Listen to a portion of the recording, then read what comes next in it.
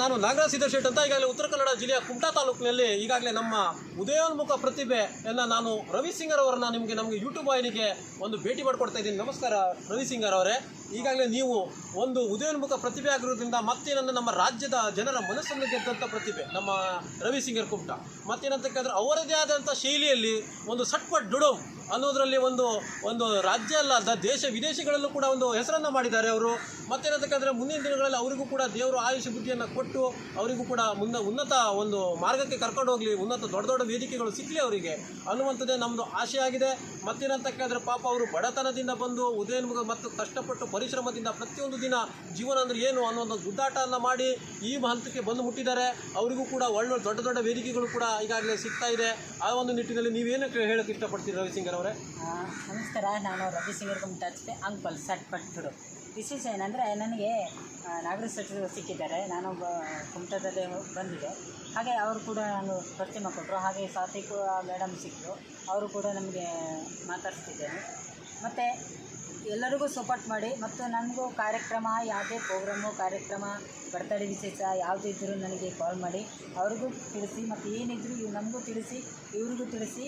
ಮತ್ತು ನಿಮಗೆ ಮನೋರಂಜನೆ ಕೊಡ್ತೀನಿ ನೋಡಿ. ಆಯ್ತು, ಈಗಾಗಲೇ ಧನ್ಯವಾದಗಳು ರವಿ ಸಿಂಗರ್ ಅವರೇ. ಈಗಾಗಲೇ ನಾವು ಸ್ವಾತಿ ಶೆಟ್ಟಿ ಹತ್ರ ಮಾತಾಡ್ಸೋಣ. ಈಗ ಸ್ವಾತಿ ಶೆಟ್ಟಿ ಅವರೇ, ಈಗಾಗಲೇ ನೀವು ಇಲ್ಲಿ ನಮ್ಮ ತಾಲೂಕಾ ವ್ಯಾಪ್ತಿಯಲ್ಲಿ ಆಗಿರ್ಬೋದು, ಜಿಲ್ಲಾ ವ್ಯಾಪ್ತಿಯಲ್ಲಿ, ಈಗ ರಾಜ್ಯ ವ್ಯಾಪ್ತಿಯಲ್ಲಿ ಮಿಂಚ್ತಾ ಇದ್ದೀರಾ. ಅದ್ರ ಬಗ್ಗೆ ತಾವು ಯಾವ ರೀತಿ ತಮ್ಮ ಒಂದು ಯಾವ ಹಾದಿ ಏನಿದೆ ಅಲ್ವಾ, ನೀವು ನಡೆದು ಬರುವಂಥ ಹಾದಿ ಯಾವ ರೀತಿಯಲ್ಲಿ ಬಂತು ಮತ್ತು ಯಾವ ರೀತಿಯಲ್ಲಿ ಮುಂದಿನ ದಿನಗಳಲ್ಲಿ ಯಾವ ರೀತಿ ನಡ್ಕೊಂಡು ಹೋಗ್ತಾ ಇದೆ ನಿಮ್ಮ ಹಾದಿ, ಅದ್ರ ಬಗ್ಗೆ ನಮಗೆ ಯೂಟ್ಯೂಬ್ ಆಗಿ ಸ್ವಲ್ಪ ವಿಶ್ಲೇಷಣೆ ಏನೋ ಮಾಡಬೇಕು ತಾವು. ಆ್ಯಕ್ಚುಲಿ ಯಾವುದೇ ಒಂದು ವಿಡಿಯೋ ಏನೇ ಒಂದು ಬಂತು ಅಂದರೂ ಕನ್ಸಿಸ್ಟೆನ್ಸಿ ಮೇಂಟೈನ್ ಮಾಡಬೇಕು. ಸೊ ಎಲ್ಲದರಲ್ಲೂ ಕನ್ಸಿಸ್ಟೆನ್ಸಿ ಮೇಂಟೈನ್ ಮಾಡಿ ಹಾರ್ಡ್ ವರ್ಕ್ ಮಾಡಿ ಸಕ್ಸಸ್ ಅಂತೂ ಖಂಡಿತ ಸಿಗುತ್ತೆ.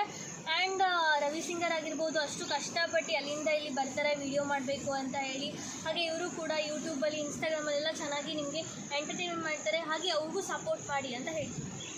ಆಯಿತು, ಈಗಾಗಲೇ ಸ್ವಾತಿ ಶೆಟ್ಟಿ ಅವರೇ, ಈಗಾಗಲೇ ಅವರು ಸ್ವಾತಿ ಶೆಟ್ಟಿ ಅವರು ತಮ್ಮ ಮನದಾಳದ ಮಾತನ್ನು ನಮ್ಮ ಯೂಟ್ಯೂಬ್ ವಾಹಿನಿಗೆ ವ್ಯಕ್ತಪಡಿಸ್ಕೊಂಡಿದ್ದಾರೆ. ಯಾಕಂತ ಕೇಳಿದ್ರೆ ಕನ್ಸಿಸ್ಟೆನ್ಸಿ ಏನು ಹೇಳಿದ್ರಲ್ಲ, ಅವರ ಸ್ಥಿರತೆ ಅದು ಮುಖ್ಯವಾಗಿ ಕೆಲಸ ಮಾಡ್ತದೆ ಅನ್ನುವಂಥದ್ದು ನಮ್ಮ ಯೂಟ್ಯೂಬ್ ವಾಹಿನಿಗೆ ಈಗಾಗಲೇ ಇದು ಮಾಡ್ತಿದೆ. ಮತ್ತು ಡಿಸಿಪ್ಲಿನ್ ಶಿಸ್ತನ್ನು ಕಾಪಾಡಿಕೊಂಡ್ರು ಕೂಡ ಶಿಸ್ತನ್ನು ಕಾಪಾಡ್ಕೊಳ್ಬೇಕು ಅನ್ನುವಂಥದ್ದು ಮಾಹಿತಿಯನ್ನು ನಮ್ಮ ಯೂಟ್ಯೂಬ್ ವಾಹಿನಿಗೆ ರವಾನೆ ಮಾಡಿದ್ದಾರೆ ಅವರು.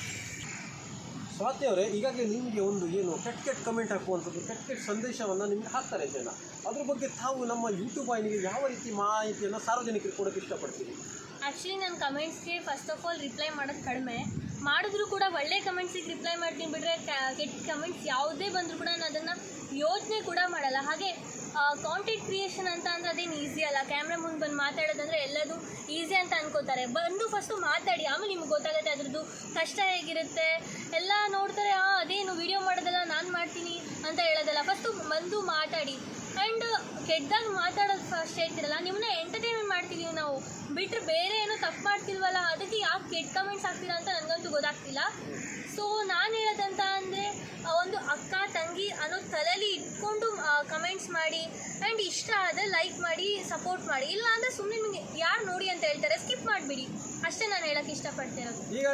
ಈಗಾಗಲೇ ಸ್ವಾತಿ ಶೆಟ್ಟಿ ಅವರು ತಮ್ಮ ಮನದಾಳದ ಮಾತನ್ನು ಹೇಳಿದ್ದಾರೆ. ಯಾಕಂತ ಕೇಳಿದ್ರೆ ಏನು ನೋಡಿ, ನಿಮಗೆ ಒಂದು ಪಾಸಿಟಿವ್ ಕಮೆಂಟ್ ಹಾಕುವಂಗಿದ್ರೆ ಹಾಕಿ, ಒಳ್ಳೆಯದ ಕಮೆಂಟ್ಗಳು ಒಳ್ಳೆಯದ ಸಂದೇಶನ ರವಾನೆ ಮಾಡಿ. ಯಾಕಂತ ಕೇಳಿದ್ರೆ ಸಾರ್ವಜನಿಕ ವಲಯದಲ್ಲಿ ಏನು ನಮ್ಮ ಯಾವುದು ಕೆಟ್ಟ ಕಮೆಂಟ್ ಹಾಕಿದ್ರೆ ಜನರಿಗೆ ಏನು ಸಣ್ಣ ಮಕ್ಕಳಿಗೆ ಎಲ್ಲ ಕೆಟ್ಟ ಸಂದೇಶ ರವಾನೆ ಮಾಡಿದ್ರೆ ಮುಂದಿನ ದಿನಗಳು ಅದೇ ಕಲಿತಾರೆ ಅನ್ನುವಂಥದ್ದು ಅವರು ಕೂಡ ಅಭಿಪ್ರಾಯ ಆಗಿದೆ. ಮತ್ತೇನಂತ ಕೇಳಿದ್ರೆ ಸಾಮಾಜಿಕ ಜಾಲತಾಣಗಳಲ್ಲಿ ಮಾಧ್ಯಮದ ಮುಂದೆ ಮತ್ತು ಕ್ಯಾಮ್ರಾ ಮುಂದೆ ಮಾತಾಡೋದು ಅಷ್ಟೊಂದು ಸುಲಭದ ಮಾತಲ್ಲ ಅನ್ನುವಂಥದ್ದನ್ನು ಅವರು ಮನದಾಳದ ಈಗಾಗಲೇ ವ್ಯಕ್ತಪಡಿಸಿದ್ದಾರೆ. ಅದು ಕೂಡ ಭಾಳ ಕಷ್ಟಕರದ ವಿಷಯ. ಯಾಕಂತ ಕೇಳಿದ್ರೆ ಮಾತಾಡೋದು ದೊಡ್ಡದಲ್ಲ, ಅದು ಫೇಸ್ ಮಾಡೋದು ಏನಿರ್ತದಲ್ವ, ಅದು ಎದುರಿಸುವಂಥದ್ದು ಭಾಳ ಕಷ್ಟ ಆಗಿರ್ತದೆ. ಆ ಒಂದು ಮಾಹಿತಿಯನ್ನು ನಮ್ಮ ಯೂಟ್ಯೂಬ್ ವಾಹಿನಿಗೆ ರವಾನೆ ಮಾಡಿದ್ದಾರೆ. ಧನ್ಯವಾದಗಳು.